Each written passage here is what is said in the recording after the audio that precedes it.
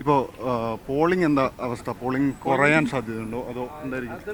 നമ്മുടെ കാലത്തെ അന്തരീക്ഷം കിട്ടും നല്ല പോളിംഗാണ് എല്ലാ ബൂത്തുകളിലും. ഇപ്പം അന്വേഷിച്ച് നോക്കുമ്പോൾ 177 ബൂത്തുകളിലും 3 ആക്സിലറി ബൂത്തുകളിലും നല്ല പോലെയുള്ള പോളിംഗ് നടന്നുകൊണ്ടിരിക്കും. എത്ര പെർസെൻറ്റേജ് ആണെന്ന് ഇപ്പോൾ മനസ്സിലാക്കില്ല. സാധാരണഗതിയിൽ നിന്നും വ്യത്യസ്തമായിട്ട് ഉള്ള ഒരു തെരഞ്ഞെടുപ്പ് രീതി കാണാനുണ്ട്. കൂടുതൽ വോട്ടർമാർ വന്നുകൊണ്ടിരിക്കുകയാണ്. അപ്പോൾ തീർച്ചയായിട്ടും അത് ഇടതുപക്ഷ ജനാധിപത്യ മുന്നണി ഗ്രാസ് റൂട്ട് ലെവലിൽ നല്ല പ്രവർത്തനം നടത്തിയിട്ടുണ്ട്. ഓരോ ബൂത്തുകളിലെയും വോട്ടർമാരെ കണ്ടെത്തി അവരെ കൊണ്ടുവന്ന് വോട്ട് ചെയ്യിക്കാൻ വേണ്ടിയുള്ള നല്ല ഇടപെടൽ നടത്തുന്നു. അപ്പോൾ പോളിംഗ് ശതമാനം വർദ്ധിക്കാനാണ് സാധ്യത. പൊതുവെ ആ വർദ്ധിക്കുന്ന പോളിംഗ് ശതമാനം ഇടതുപക്ഷ മുന്നണിക്ക് വലിയ രീതിയിലുള്ള അനുകൂലമായിട്ട് മാറും. ഈ പിയുടെ വിഷയത്തിൽ ഇപ്പോൾ DC ബുക്സ് എന്ന് പറയുന്നത് കേരളത്തിലെ അത്യാവശ്യം എന്താ റെക്കഗ്നൈസ്ഡ് ആയിട്ടുള്ളൊരു പബ്ലിഷറാണ്. അവർ ഇത്തരത്തിലൊരു കള്ളപ്രചാരണം നടത്തേണ്ടതുണ്ടോ എന്നുള്ള ചോദ്യമല്ലേ? അതായത് തന്നെ അതിനെ സംബന്ധിച്ച് ഇപ്പോൾ കൃത്യമായിട്ട് പറഞ്ഞിട്ടുണ്ട്. അത് ഫേക്ക് ന്യൂസാണ്, ഞാൻ എഴുതാത്ത കാര്യങ്ങളാണ് അല്ലെങ്കിൽ പറയാത്ത കാര്യങ്ങളാണ് വന്നതെന്ന് അദ്ദേഹം തന്നെ പറഞ്ഞിട്ടുണ്ട്. ഇത് കേവലം ഇടതുപക്ഷ ജനാധിപത്യ മുന്നണിക്കെതിരായിക്കൊണ്ട് ആരുടെയെങ്കിലും വാക്കുകളെ അല്ലെങ്കിൽ ഏതെങ്കിലും ഒരു വരികളെ എടുത്തുകൊണ്ട് എതിരാക്കാൻ പറ്റുമെന്നാണ് നോക്കുന്നത്.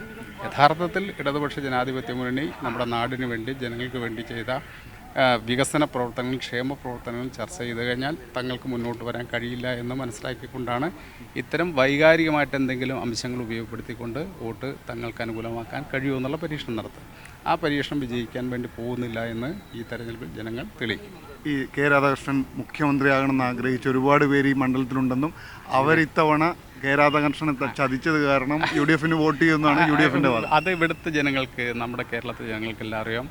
എന്നെ ഇന്ന് പറയുന്ന ഇപ്പോൾ പറഞ്ഞല്ലോ, നിങ്ങൾ ഈ പറഞ്ഞ ആ പൊസിഷനിലേക്ക് ചർച്ച ചെയ്യാനുള്ള ആക്കിയ പ്രസ്ഥാനം ഏതാ? ഇടതുപക്ഷമല്ല, എൻ്റെ പാർട്ടിയാണ് എന്നെ ഇതുവരെ ഈ നിലയിലേക്ക് എത്തിച്ചത്.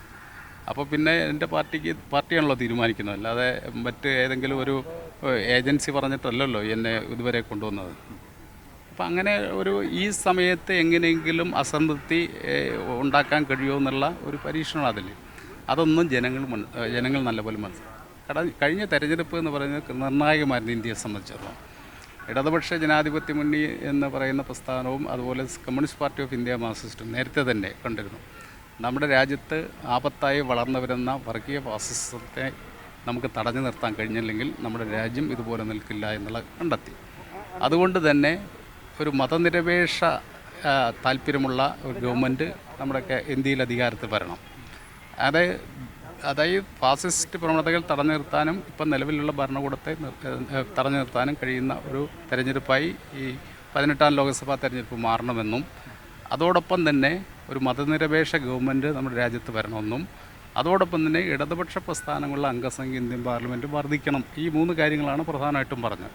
അപ്പോൾ ഇടതുപക്ഷ ജനാധിപത്യ മുന്നണി അല്ലെങ്കിൽ ഇടതുപക്ഷ പ്രസ്ഥാനങ്ങളുടെ അംഗസംഖ്യ ഇന്ത്യൻ പാർലമെൻറ്റിൽ വർദ്ധിക്കണമെന്നെങ്കിൽ തീർച്ചയായിട്ടും എന്ത് വേണം?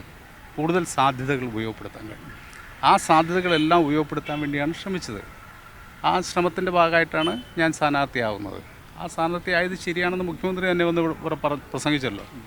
അപ്പോൾ അതുകൊണ്ടാണ് ലാലത്തൂർ മണ്ഡലം ഇടതുപക്ഷ ജനാധിപത്യ മുന്നണിക്ക് വിജയിക്കുക. അതായത് ഇന്ത്യൻ പാർലമെൻറ്റിൽ ഇടതുപക്ഷ പ്രസ്ഥാനങ്ങളുടെ അംഗസംഖ്യ വർദ്ധിപ്പിക്കുക എന്നുള്ള സുപ്രധാനമായിട്ടുള്ളൊരു കാര്യം ചെയ്യാൻ വേണ്ടി നോക്കി. അതായത് LDF വിജയിച്ച ഏക മണ്ഡലമായിരുന്നു ആലത്തൂർ 2024. ഇപ്പോൾ 2021 ഇവിടുത്തെ താങ്കളുടെ ഭൂരിപക്ഷം നോക്കുകയാണെങ്കിൽ എക്കാലത്തെയും റെക്കോർഡായിരുന്നു 39,400.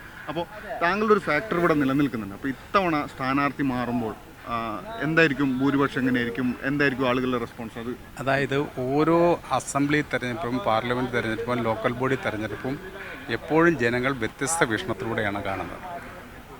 ഇന്ത്യൻ പാർലമെൻറ്റിലേക്ക് തെരഞ്ഞെടുപ്പ് നടക്കുമ്പോൾ കാണുന്ന ഒരു കാഴ്ചപ്പാടല്ല അസംബ്ലിയിലേക്ക് നടക്കുമ്പോൾ.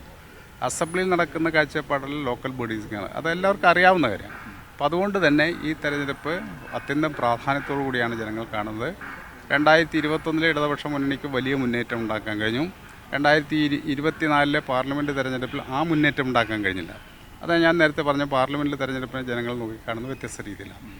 എന്നിട്ടും ഈ മണ്ഡലത്തിൽ 5000-ലധികം വോട്ടുകൾ ലീഡ് ചെയ്യാൻ കഴിഞ്ഞു. തീർച്ചയായിട്ടും ഇടതുപക്ഷ ജനാധിപത്യ മുന്നണിക്ക് ഇക്കുറി വലിയ മുന്നേറ്റം ഉണ്ടാക്കാൻ കഴിയും. അത് തന്നെ തെളിവാണ്. ശരി.